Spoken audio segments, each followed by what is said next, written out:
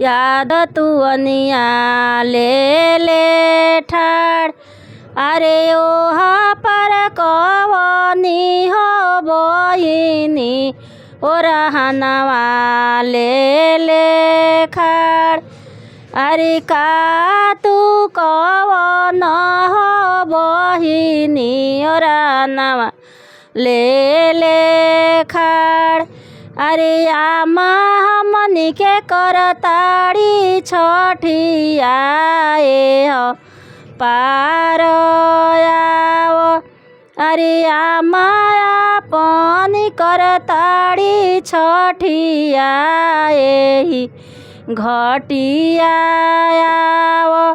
अरे बाबा की संपत्ति आए बहिनी लना बाटावाई। अरे का तू कवन हो बहिनी ओरहनवा ले ले ठाड़। अरे हमर संपत्ति आए बहिनी लना बाटावाई।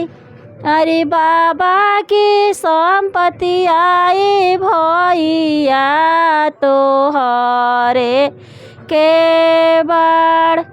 अरे तोहरो संपत्ति आए भैया तोहरे के बाड़।